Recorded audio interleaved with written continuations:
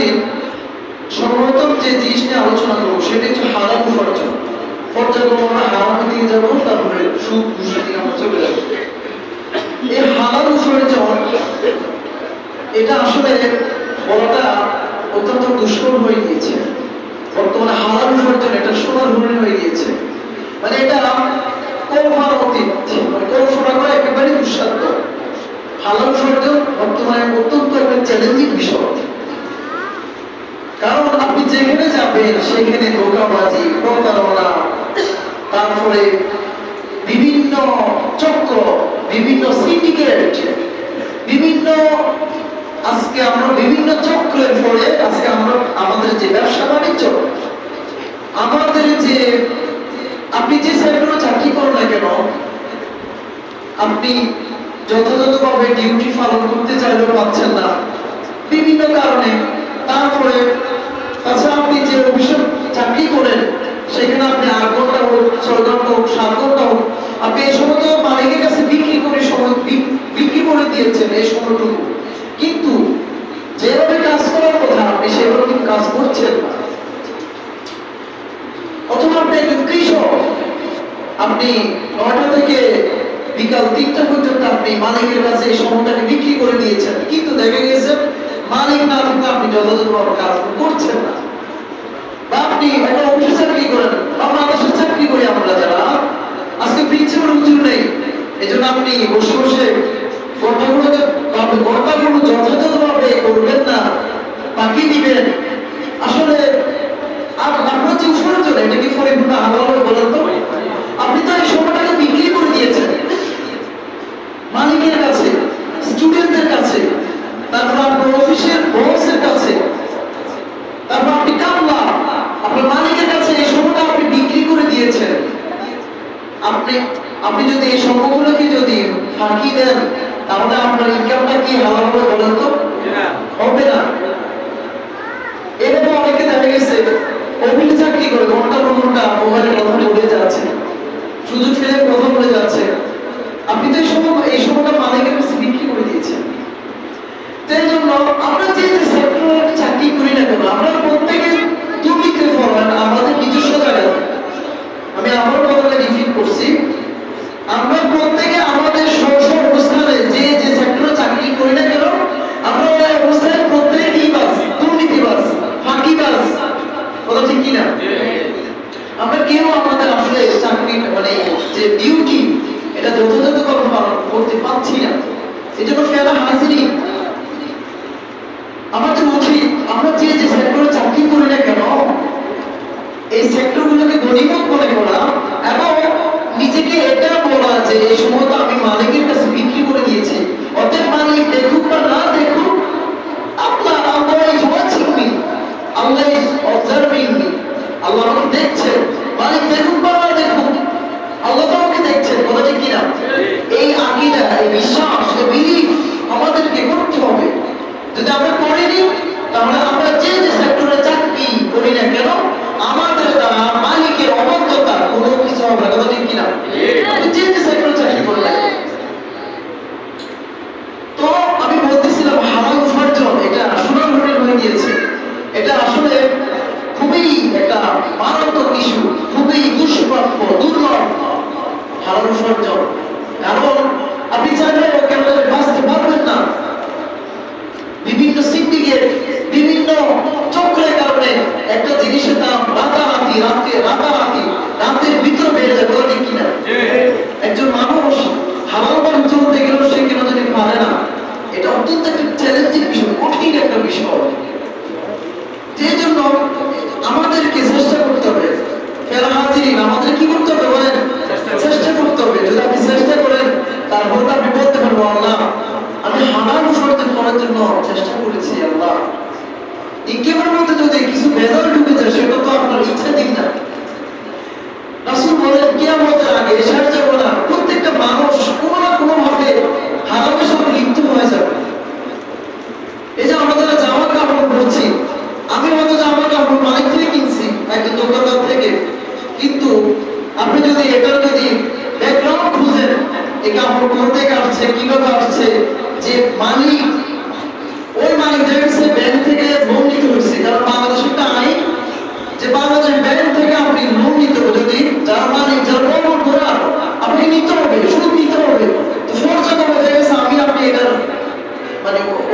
হয়ে গিয়েছে বলো ঠিক কিনা? এই জন্য কিছু জিনিস আমরা কিছু জিনিস আপনি চাইলে বাঁচতে পারবেন না, বাকি এটা তো আমাদের এখতিয়ার না। আমি উপার্জন করেছি, আমি কাপড় কিনেছি 100 টাকা 130, ম্যাক্রো কাপড়, তারপরে তোলা কাপড়, যে যেটা পড়ুন না কেন, তো আমি আমার উপার্জন থেকে যদি ক্রয় করে ডিরেক্ট মালিক থেকে দোকানদার থেকে, এটা যদি কিছু অংশ থাকে, এটা তো আমার ইচ্ছা দিন না। তো আমি যেটা বলতেছিলাম, আমাদেরকে হালাল উপার্জন করতে হবে। কি করতে হবে? হালাল উপার্জন করতে হবে। দেখেন আল্লাহ তাআলা কি বলেন, আল্লাহ তাআলা তার কালাম হাকিমে ইরশাদ করেন, ওয়া ইযা কুদিয়াতিস সালাতু ফান্তাশিরু ফিল আরদ ওয়াবতাগু মিন ফাদলিল্লাহ। ও পৃথিবীর ঈমানদার আল্লাহর গোলাম, তোমরা যারা নামাজ পড়ো, ওই যে কুদিয়াতিস সালাত ফান্তাশিরু, যখন তোমরা ফজর নামাজ আদায় করবে, ফান্তাশিরু, জমিনের মধ্যে ছড়িয়ে ছিটিয়ে পড়ো। মসজিদে ঘন্টার মতো বসে থেকো না, জমিনের মধ্যে কি করো? ছড়িয়ে ছিটিয়ে পড়ো। হালাল উপার্জন করার জন্য জমিনের মধ্যে ছড়িয়ে ছিটিয়ে পড়ো। সরে জমিনে আপনি ফজর নামাজ পড়ছেন, ঘন্টার মধ্যে বসে থাকবেন, এই সুযোগ নাই। আপনাকে হালাল উপার্জন করার জন্য এই জমিনে ছড়িয়ে ছিটিয়ে পড়তে হবে। ওয়াবতাগু মিন ফাদলিল্লাহ, এবং আল্লাহ তাআলার অনুগ্রহ, দয়া, করুণা আপনাকে কি করতে হবে? কামনা করতে হবে। আল্লাহ তাআলার ফজল এবং করম, দয়া কি করতে হবে? কামনা করতে হবে। এটা আল্লাহ তাআলা আমাদের শিখিয়ে দিয়েছেন। শুধু তাই না, আল্লাহ তাআলা সমস্ত নবী রাসূলদেরকে কি বলেন দেখেন, আল্লাহ তাআলা কালাম হাকিমের অন্য একটি জায়গায় ইরশাদ করেন, ইয়া আইয়ুহার রাসূলু কুলু মিনাত তাইয়্যিবাতি ওয়া'মালু সালিহান। ও সমস্ত নবী রাসূলগণ, কুলু মিনাত তাইয়্যিবাত, তোমরা হালাল রিজিক, হালাল গাযা ভক্ষণ করো, ওয়া'মালু সালিহান, এবং নেক আমল করো। দেখুন এই আয়াতে আল্লাহ তাআলা কিসের কথা আগে বলেছেন বলেন? হালাল উপার্জনের কথা, হালাল গাযা, হালাল খাদ্য খাওয়ার জন্য আগে বলেছেন ওয়া'মালু সালিহান, এবং বলছেন যে তোমরা নেক আমল করো। নেক আমল তো পরে আসছে। আপনি যদি যত্র নেক আমল করেন না কেন, ঘন্টার পর ঘন্টা যদি আপনার যদি ইনকাম যদি সুদ হয়ে যায়, ইনকামের মধ্যে যদি কি থাকে? হারাম থাকে, তাহলে আপনি এই নেক আমল দ্বারা কোনো কাজে আসবে না। এই নেক আমল করা দ্বারা কি আসবে না? কোনো কাজে আসবে না। আপনি যতই বড় বাংলার বস্তি হন না কেন, আপনি যত বড় দাঁড়িয়ে রাখেন না কেন, যত বড় যুদ্ধ পরিধান করুন না কেন, আপনার ইনকামের মধ্যে যদি হারাম থাকে, আন্না ইউস্তাজাব লিযালিকা, আল্লাহ তাআলা ওই দোয়া আল্লাহ তাআলা কিভাবে কবুল করবেন? রাসূল বলেন কবুল করবেন না। এজন্য আমাদেরকে কি করতে হবে? হালাল গাযা ভক্ষণ করতে হবে। এখানে আল্লাহ তাআলা সমস্ত নবী রাসূলদেরকে ওয়ার্ন করেছেন যে আগে হালাল উপার্জন করুন।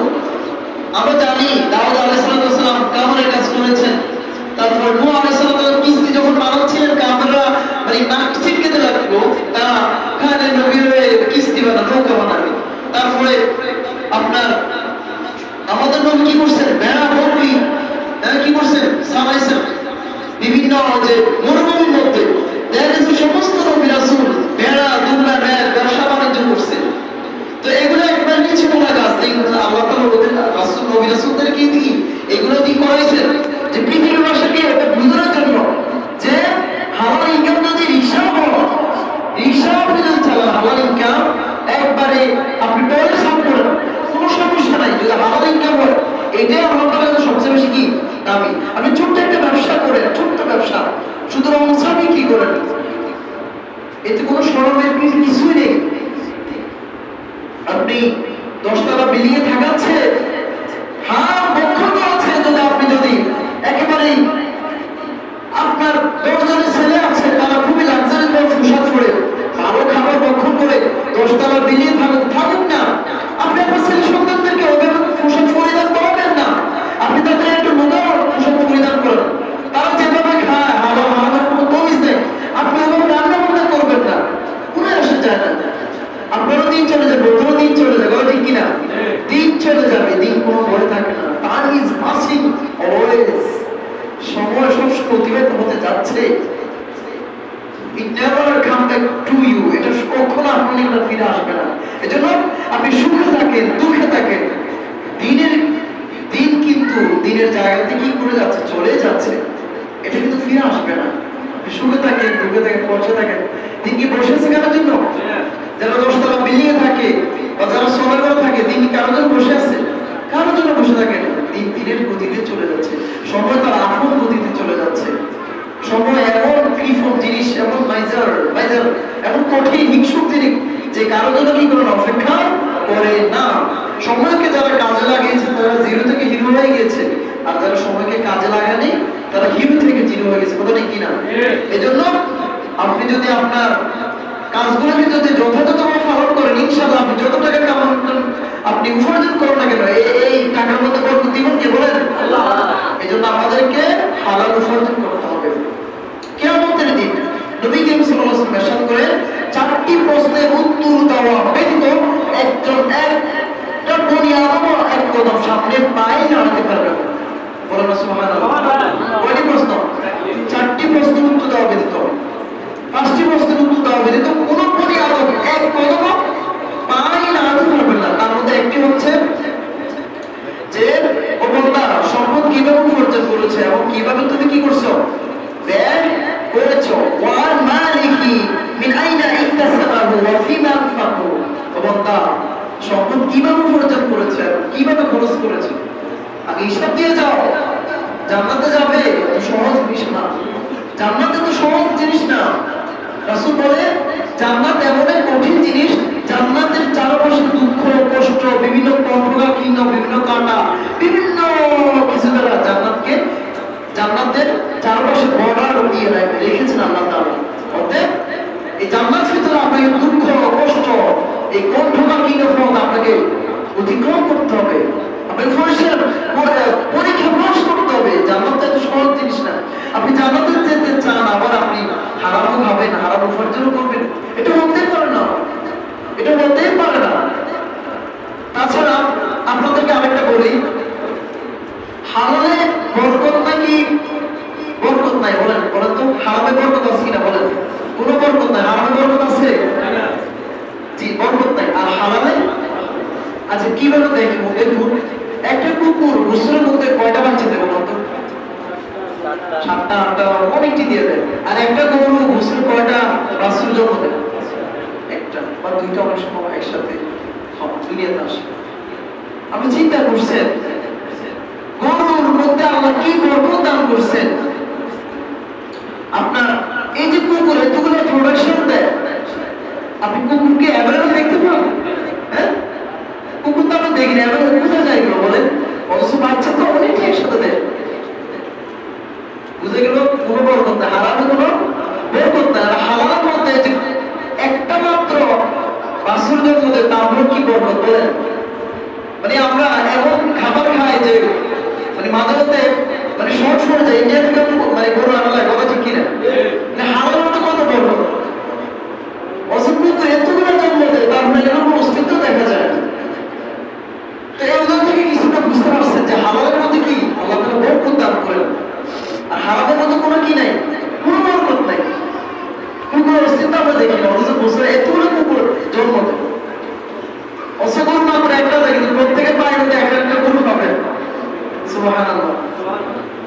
যাই হোক, মোটামুটি আমি আপনাদের সম্মুখে হালাল উপার্জন সম্পর্কে এই কয়েকটি কথা বললাম। এখন আমি আসবো সুদ নিয়ে আলোচনা করবো সংক্ষিপ্ত আকারে, যেহেতু গড়ি আমাকে সময় দিবে না। আসুন আমরা সুদ নিয়ে আলোচনা করবো। সুদ কাকে বলে?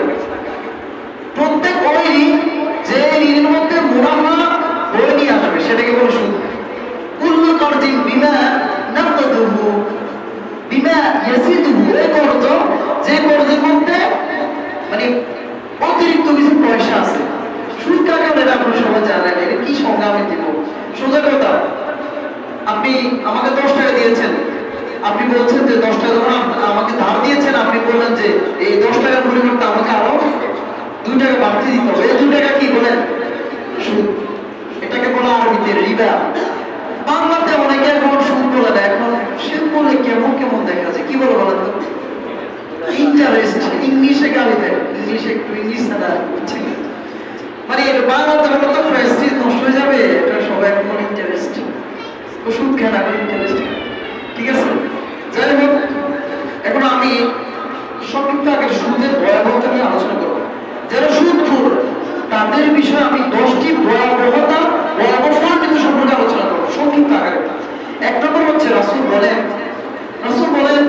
হে দুনিয়াবাসী, তোমরা 7টি ধ্বংসাত্মক বস্তু থেকে বিরত থাকো। কয়টি বলেন? 7টি ধ্বংসাত্মক, যে কাজগুলো করলে আপনি ধ্বংস হয়ে যাবে, আপনার জীবন হালাক হয়ে যাবে, পরকাল ধ্বংস হয়ে যাবে, দুনিয়া ধ্বংস হয়ে যাবে, এরকম 7টি বস্তু থেকে বিরত থাকো, বেঁচে থাকো। একটা হচ্ছে শিরিক করা থেকে, আল্লাহর সাথে শিরক করা যাবে না। 2 নম্বর হচ্ছে জাদু করা। অনেকে জাদু করে, অনেকের কাছে গিয়ে ওই যে লাকসামে একবার ওই মৌসুম বাড়িতে অনেকে ওখানে চলে যায়, অনেক টাকা দিয়ে অমুকের বিরুদ্ধে জাদু করে, প্রেমিকের বিরুদ্ধে জাদু করে, অনেক টাকা খরচ করে। সে আমার কথা শুনে না, আমাকে যেন বস মানে আরো অনেক কিছু কুহুরি কালাম করে না, কুহুরি কালাম। তারপর হচ্ছে হত্যা করা, বিনা ভাবে মানুষকে হত্যা করা, এগুলো মারাত্মক কাজ। 4 নম্বর হচ্ছে এতিমের মাল আত্মসাৎ করা। বাপ মরে গিয়েছে, আপনি চাষা হয়ে কি করলেন? এতিমের মাল আত্মসাৎ করলেন।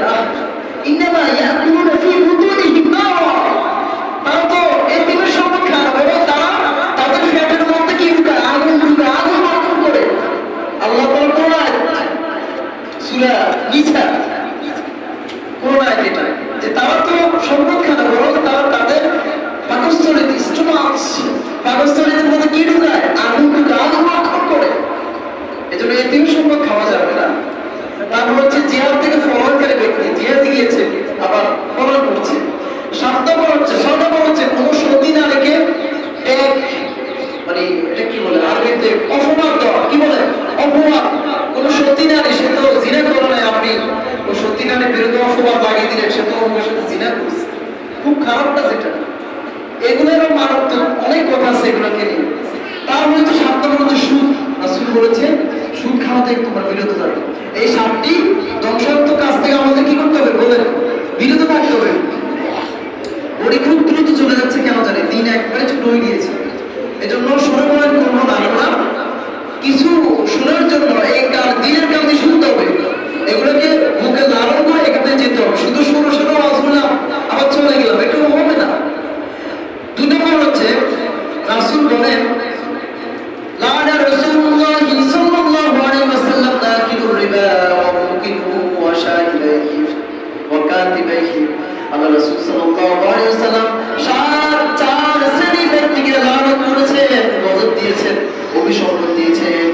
1 নম্বর হচ্ছে আকিলুর রিবা, যে ব্যক্তি সুদ খায়, সুদদাতা এবং সুদ গ্রহীতা এবং সুদের সাক্ষ্যদাতা এবং সুদের লেখক, যে লিখছে, অর্থাৎ অমুক ব্যক্তি সুদ দিয়েছে, 3য় ব্যক্তি আমি সাক্ষী আছি, আরেকজন বলছে আমি লিখতেছি। এই 4 শ্রেণীর ব্যক্তি আমাকে কি করেছে বলেন? লানত দিয়েছে।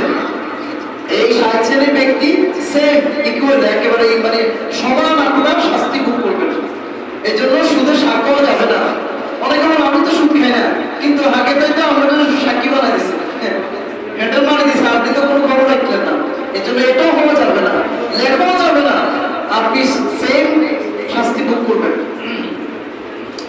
তাহলে সুদখোরের 2 নম্বর শাস্তি কি? তাদের উপর আল্লাহ লানত, রাসূল গজব দিয়েছেন। 3 নম্বর হচ্ছে যারা সুদ খায় তাদের ইনকামের মধ্যে কোনো বরকত নাই। আপনি তো 2 4 করেন না, আপনি 2 5 করেন, কত 2 আপনি 6 করেন, 2 4 করেন না। যারা সুদ খায়, চক্রবৃদ্ধি সুদ খায়, তাদের কিন্তু 2 4 না, 2 6 হয়, 5 হয়। এজন্য আল্লাহ বলে বান্দা তুমি তো অনেক টাকার মধ্যে দেখছো, তুমি তো মনে করো সুদের টাকা ব্যাংকের মধ্যে মূল টাকাটা ঠিক থাকবে। ওই যে সুদ খাই আপনি আপনার জীবনকে অতিবাহিত করতেছেন, আর আপনি খুশি। খাতার ভিতরে আপনি কি করে আসেন যে আমার মূল টাকা তো ব্যাংকের রিজার্ভ রয়ে গেছে, আমি তো ফাঁকে তাই মাসে 10,000 টাকা পাচ্ছি। আপনি খাতার তলে ঘুমিয়ে ল্যাপটপ ভিতরে খিল গেলে হাসেন, আর মনে করেন না ব্যাংকে তো আমার মূল মৌলিক টাকা তো আসলি টাকা তো ঠিকই আছে না, মাসে 20,000 টাকা হ্যান্ডেল মারতেছি। ওই যে 10 লাখ টাকা 20 লাখ টাকা দিয়েছেন, আরে বাপরে কত মারাত্মক সুদিটা, আপনি বসে খাচ্ছেন। আল্লাহ আপনাকে হাত পা দিয়েছেন এর জন্য, এটা কেমন জন্য না, মারাত্মক শাস্তি হবে। আল্লাহ তাআলা বলেন ইয়ামহাকুল্লাহুর রিবা ওয়া ইউরবিস সাদাকাত। ও বান্দা তুমি 2 6 গুণিও না, 6 গুণিও না, তুমি যে সুদের যে টাকাটা পাও এটাকে আমি বিচ্ছিন্ন করে ধ্বংস করে দিই। ওয়ায়াফাকুল্লাহু রিবা ওয়া ইউরবি সাদাকাত। আর তুমি যে সদকা করো মসজিদের মাদ্রাসার মাধ্যমে, ওই সদকা করার ফলে তুমি মনে করে না তোমার 5 টাকা 10 টাকা 100 টাকা চলে গিয়েছে। না না না, ও বান্দা, এই সদকা করার কারণে আমি আরো বাড়িয়ে দিতে পারি। কেন বলতে পারলো সুবহানাল্লাহ? আল্লাহ নিজে বলেন, কি বিশেষ হয় না মুসলমান? আল্লাহ নিজে বলতেছেন যারা সুদ খায় তাদের টাকাটা আমি বিচ্ছিন্ন করে দিই। তাদের মধ্যে দেখেন কোনো বরকত নাই, তাদের অন্তরে যে প্রশান্তি এটা তারা কখনো বোধ করে না, শুধু অশান্তি অশান্তি। কেন তাদের কি একটা জিনিস হারিয়ে ফেলেছে? তার মানুষের অন্তরের শান্তি হচ্ছে সবচেয়ে অশান্তি। কথা ঠিক কিনা? আপনি সোনারও থাকেন, মাটিরও থাকেন, যদি স্বামী স্ত্রীর মধ্যে যদি মহব্বত থাকে, আপনার দিনটা যদি রাহাত, যদি শান্তি থাকে, প্রশস্ত থাকে, এটা আপনি অনেক দিক দিয়ে করবেন। মনে যেন আপনি মানে রাজপুত্র, মনে যেন আপনি বিশাল অট্টালিকার মধ্যে বাস করেন, যদি মাটির ঘরে থাকেন না কেন, যদি শান্তি থাকে ওই ঘরের মধ্যে। কথা ঠিক কিনা? এই জন্য অন্তরের প্রশান্তি আমাদেরকে লাভ করতে হবে। 4 নম্বর, যারা সুদ খায় তাদের শাস্তি হচ্ছে যারা সুদ খায় তারা আল্লাহ এবং তার রাসূলের সাথে পরোক্ষভাবে যুদ্ধ ঘোষণা করলো। কত মারাত্মক কথা! তারা যেন আল্লাহ এবং তার রাসূলের সাথে কি করলো? যুদ্ধ ঘোষণা করলো। আল্লাহর সাথে কি যুদ্ধ করে কি আপনি পারবেন? সম্ভব? কোশ্চেন কেন সম্ভব? বনি আদম কিসের তো অহংকার? না দিয়ে ফিঙ্গিল বলে, কি বলে? ফিঙ্গিল বলে। তোমার তো কিসের তো অহংকার? তুমি তো 200 ওষুধ দিয়ে উঠে দাঁড়াতে পারবে না, পারবে কেউ? তাহলে কিসের তো অহংকার? জমি ভেদ করে কি কোথাও চলে যাওয়া যাবো? অথবা পাহাড় ভেদ করে কোথাও চলে যাবো? কোথাও চলে যাবো না। তাহলে এত কিসের তো অহংকার? তারপর হচ্ছে 5 নম্বর শাস্তি হচ্ছে যারা সুদ খায়। আল্লাহ রাসূল বলেছেন সুদের 72 হাদিস আছে, 73 গুনাহ আছে। তার মধ্যে সর্বনিম্ন গুনাহ হচ্ছে আপন মাকে বিবাহ করা। আপন মাকে কি করা? আপন মাকে জিনা করা। কি করা? আপন মায়ের সাথে জিনা করলে যে শাস্তি, মানে যারা সুদ খায় তারা যেন আপন মায়ের সাথে কি করলো? জিনা করলো। বলে নাউযুবিল্লাহ। কোন অবিবাহিত ব্যক্তি যদি জিনা করে তাহলে এটা খারাপ জিনিস। যদি বিবাহিত ব্যক্তি বিবাহিতা নারীর সাথে জিনা করে এটা আরো মারাত্মক জিনিস। যদি কোনো বিবাহিত ব্যক্তি যদি প্রতিবেশীর সাথে যদি জিনা করে এটা আরো মারাত্মক জিনিস। যদি কোনো ব্যক্তি মায়ের সাথে জিনা করে তাহলে এটা কেমন? আরো মারাত্মক, ভেরি ডেঞ্জারাস, আরো মারাত্মক, ভেরি হার্মফুল। তাহলে বলে রাসূল বলেছেন সেজন্য তার মার সাথে জিনা করলো, সেজন্য তার মাকে বিবাহ করলো। নাউযুবিল্লাহ। মারাত্মক জিনিস। আইয়ানকাহা কুন্নাহু, সেজন্য তার মাকে বিবাহ করলো। সর্বপ্রথম হচ্ছে সুদ করে দোয়া কবুল হবে না, কি হবে না? সুদ করে দোয়া কবুল হবে না। এক ব্যক্তি অনেক দূর থেকে হেঁটে হেঁটে ভ্রমণ মানে আল্লাহ তাআলার ঘর বাইতুল্লাহ জিয়ারত করার জন্য আসছে। আরে তার চুল এলোমেলো, তার দাড়িগুলো একেবারে এবড়ো হয়ে গিয়েছে, এলোমেলো, যে অনেক দূর থেকে হেঁটে আসছে। তখন আল্লাহ তাআলা রাসূল বসা, ওই ব্যক্তি বারবার দোয়া করতেছে আর একেবারে এইভাবে হাত তুলে আল্লাহ তাআলার কাছে দোয়া করতেছে। তখন আল্লাহ রাসূল বললেন, ও সাহাবায়ে কেরাম, এই ব্যক্তি দোয়া আল্লাহ তাআলা কিভাবে কবুল করবেন? ইয়া রাব্বি, ইয়া রাব্বি, এই ব্যক্তি বলতেছে ইয়া রাব্বি, ইয়া রাব্বি, ও আল্লাহ, আমার দোয়া কবুল করুন। আল্লাহ রাসূল পাশে বসা তার সাহাবায়ে কেরামদেরকে নিয়ে বললেন, ও সাহাবায়ে কেরাম শুনো, আল্লাহ তাআলা এই ব্যক্তির দোয়া কিভাবে কবুল করবেন? ওয়া মাতুহু হারাম ওয়া মাশরাবু হারাম ওয়া মালবাসু হারাম ওয়া গুযিয়া বিল হারাম ফাআন্না ইস্তাজাবু লিযালিক। এই ব্যক্তি যে খাবারটা খেয়েছে এটা হারাম, যে ফুলটা লাগিয়েছে এটা হারাম, যে ফুলটা পরিধান করছে, যে পানিটা পান করছে সেটাও হারাম, আর যে দেহটা গঠন করছে এই দেহটা হচ্ছে হারাম। হারাম খাদ্য দ্বারা এই দেহকে সে গঠন করেছে। ফাআন্না ইস্তাজাবু লিযালিক। ও সাহাবায়ে কেরাম, তাহলে এই ব্যক্তির দোয়া আল্লাহ তাআলা কিভাবে কবুল করবে? অন্য হাদিসে আসছে এই ব্যক্তির দোয়া কখনো কবুল করবে না। আপনারা বলেন সাহাবায়ে কেরাম সম্পর্কে রাসূল যখন এই হাদিসটা বলেছিলেন, এই লোকটা কিভাবে বলতেছে ইয়া রাব্বি আল্লাহ কবুল করবে? রাসূল বলতেছে এই ব্যক্তি যেটা পড়েছে, যেটা খেয়েছে, যেটা পান করেছে, যে দেহটা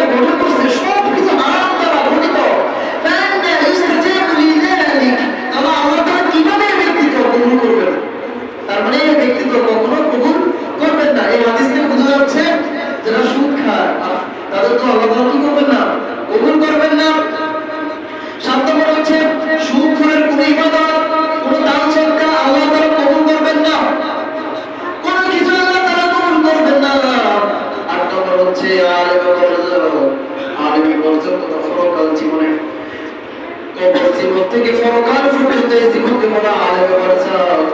এই জীবনের মধ্যে যারা সুখ খায় তাদেরকে আল্লাহ তাআলা প্রত্যেক নদীর মধ্যে সাঁতার কাটাতে থাকবে।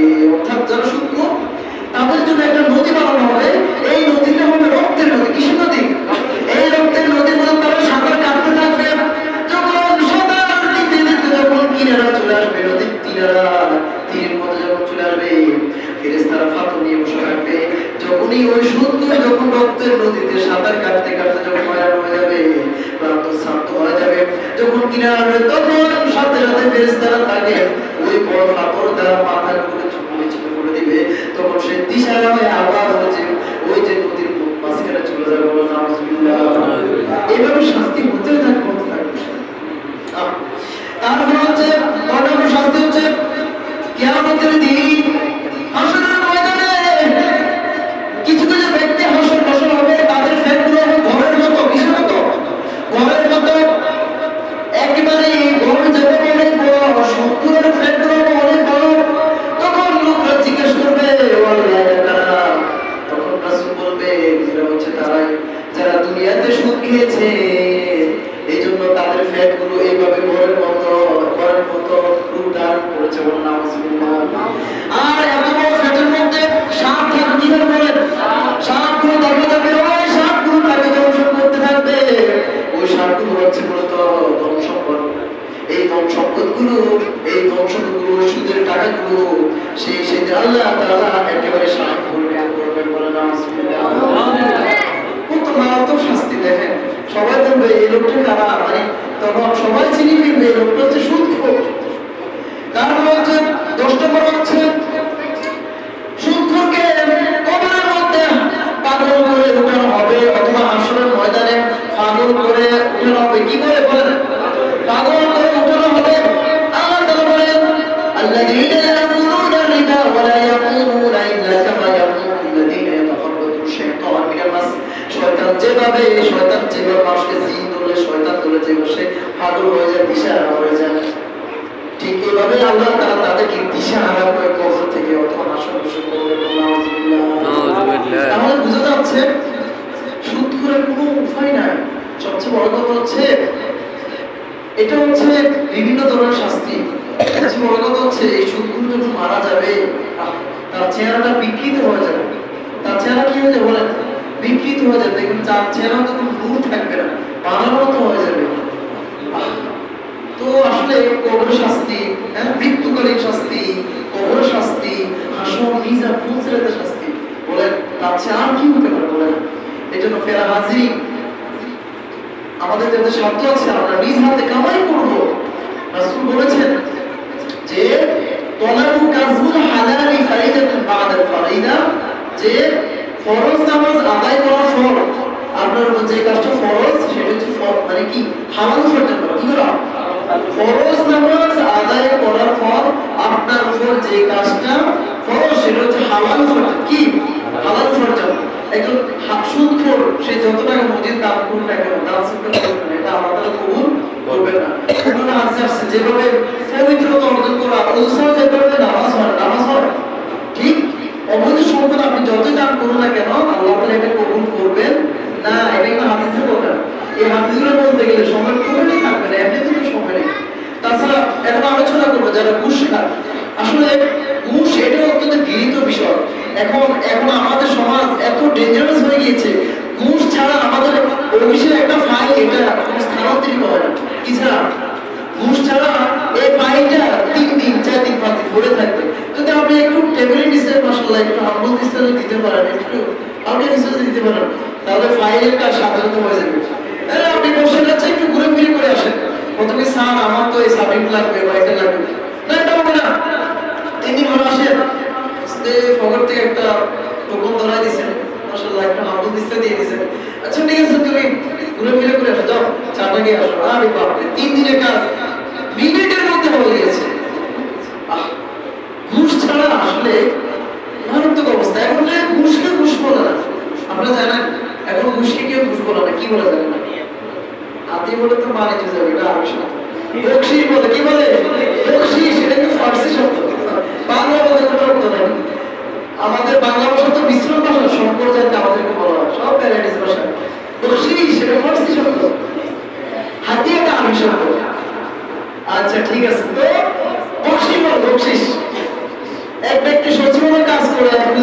আসছে, ওর হুজুর আমি তো ঘুষ টুস খাই না, তবে বকশিস দেয় জনগণে, তখন আমি তার ফাইলে একটু দ্রুত কাজ করে দিই। তখন হুজুর বলছে আপনার সচিবালয়ের সামনে যে অনেক ন্যাংরা অনেক মানে মিসকিনে পড়ে থাকে, ওই ব্যক্তির তো কেউ বকশিস দেয় না, নিশ্চিত আপনি ওর ফাইলটা আপনি তাড়াহুড়ো করে কাজটা করে দিচ্ছেন আর বলে দিচ্ছেন হ্যাঁ তোমার কাজটা আগেবার করে দিব। কি করে দিব? আগেবার করে দিব, এর জন্য তোমাকে মানানো কিছু দিয়েছে আর কি। তো তোমার সচিবালয়ের সামনে তো অনেক ব্যক্তি পড়ে থাকে ল্যাংরা পোড়া অন্তর্ভুয়া, তাদেরকে তো কেউ বকশিস দিল না। এক সাহাবীকে যাকাত উত্তোলন করার জন্য আল্লাহ রাসূল পাঠাইছেন। তো যাকাত উত্তোলন করার পরে রাসূলের কাছে আসছে, ওই রাসূলের কাছে সাহাবী আসার পরে রাসূলকে হাদিয়ে দিয়েছে, হুজুর এগুলো হচ্ছে যাকাতের টাকা আর এগুলো হচ্ছে বকশিশ টাকা। তখন সাহাবা রাসূল সাল্লাল্লাহু আলাইহি ওয়াসাল্লাম চেহারা কি বলে মানে লাল হয়ে গিয়েছে। তো রাসূল বললেন যে তুমি যেগুলো বকশিশ করছো এগুলো তো বকশিশ না, বরং তুমি যেন অন্য কোনো ব্যক্তি থেকে যেন যাকাতের টাকা যত টাকা আসছে যেন কিঞ্চিত সামান্য একটু টাকা নাও, আর যদি তুমি তাদের কিছু না হলে যেন তোমাকে একটু মানহানি দিয়েছে আর কি, এটা কিভাবে বকশিশ হলো? তো সাহাবায়ে কি বলবো, এই ব্যক্তিকে বলো ঘরের মধ্যে বসে থাকতে চাই, এই ব্যক্তিকে বকশিশ দেবে। এই জন্য রাসূল বলেছেন আল্লাহ রাশি ওয়াল মুরতাশি কেউ মুফতি না, ঘুষ দিতে হবে, ঘুষ গ্রহীতা ওদের জাহান্নামে যাবে। কোথায় যাবে? জাহান্নামে যাবে। এই জন্য আমাদেরকে স্লোগান দিতে হবে। এই জন্য তাইউদ্দিন আল্লাহ বলেছেন কিভাবে বেঁচে থেকে অযথা বিদ্যা শিখে যদি না করতে পারি সুদ মুক্ত সমাজটাকে, কিভাবে বেঁচে থেকে অযথা বিদ্যা শিখে যদি না করতে পারি সুদ মুক্ত সমাজটাকে, এই হবে আলিম হয় ইমাম সাহেব সমাজেতে যদি না হক কথাটি উচ্চ স্বরে না বলিতে, চাকরি বয় করে যদি ছেড়ে দাও ওই না যদি, চাকরি বয় করে যদি ছেড়ে দাও ওই না যদি, কি হবে ধোঁকা দিয়ে আল্লাহকে, কি হবে ধোঁকা দিয়ে আল্লাহকে, কি হবে বেঁচে থেকে অযথা বিদ্যা শিখে যদি না করতে পারি সুদ মুক্ত সমাজটাকে। কথা ঠিক কিনা? তুমি কেমন মুসলমান, তুমি কেমন মুসলমান, কেমন মুসলমান, তুমি কেমন মুসলমান, নামাজের সাথে নাই পরিচয় মানো না কোরআন, নামাজের সাথে নাই পরিচয় মানো না কোরআন, তুমি কেমন মুসলমান, তুমি সুদের টাকা প্রসাদ করো ঘুষ ছাড়ো না, দিন দুঃখীরা খেয়ে মরে খবর রাখো না। কথা ঠিক কিনা?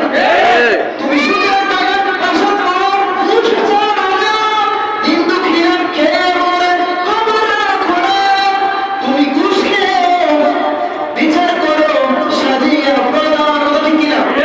আপনি বিচারক, এই আগের দিন রাত্রে সামান্য কিছু টাকা মাথায় গিয়েছে, আপনার বিচার উল্টে গেছে। কথা ঠিক কিনা? ঘুষ আছে কিনা আমাদের সমাজে? আমার তো গ্রুপ বেদি ধারণ করেছে, আহা মানে অবস্থা খারাপ। তুমি ঘুষ খেয়ে বিচার করো সাজিয়া প্রদান, তুমি এমন মুসলমান, তুমি কেমন মুসলমান, তুমি কেমন মুসলমান, তুমি কেমন মুসলমান, তুমি কেমন মুসলমান, তুমি ঘুষ খাও সুদ খাও তারপরে তুমি মুসলমান, তারপরে তোমার কি ঠিক আছে? ইমান ঠিক আছে। যাই হোক প্যারা হাজিরিন, কাউকে কোনো আঘাত দেওয়ার জন্য এই কথাগুলো বলে নেই। আপনি যদি আমার কথাগুলো যদি অপছন্দ নেওয়া হয়, এটা তো আমার কথা না, এটা তো আমার কথা, আমি আপনাদের শুনে নিই, প্রত্যেকটা কথা রেফারেন্স সহ আমি শুনিয়েছি। যদি আমাকে গালি দেন কোনো লাভ হবে না, বরং আপনি যদি আমার আইনের বিরোধিতা করতে বলছে তাহলে কোন আয়াত খুলে ওদের সূরা বাকারা 275 নম্বর আয়াত, সূরা আলে ইমরানের আয়াতগুলোকে আপনি কেটে দিয়ে কি দিবেন? কেটে দিয়ে যান। আপনার যদি ওই আয়াতগুলো ভালো না লাগে আমাদের কিছু বলে লাভ নাই, এটা আমাদের দায়িত্ব। আমার আলে দিলে দয়া করবেন, আমাদেরকে তো সত্য কথাটা এই ভিডিওতে পৌঁছে দিতে হবে। এজন্য আসুন আমরা আমাদের কিস্তি করি, আমাদের কিস্তি থেকে বের হয়ে আসতে হবে, সুদের মহাটা বের হয়ে আসতে হবে। প্যারা হাজির, আপনি যতটুকু ইনকাম করুন না চেষ্টা করবেন হালাল ইনকাম করার জন্য, দেখবেন এটার মধ্যে বরকত দিবেন কে বলেন? বিশেষ করে না, অবশ্যই বিশেষ করতে হবে। যেমন ঘড়ি তো অনেক সময় অতিবাহিত হয়ে গিয়েছে, যা কিছু বললেন না, আসলে একটা টপিক শেষ না করলে এখন না তৃপ্তি পায় না। যাই হোক আল্লাহ তাআলা আমাদেরকে যে কথাগুলো বলেছি, আল্লাহ তাআলা আমাদেরকে আমল করার তৌফিক দান করুন। এগুলি আমি আমার সংক্ষিপ্ত আলোচনা শেষ করলাম। ওয়া আখিরু দাওয়ানা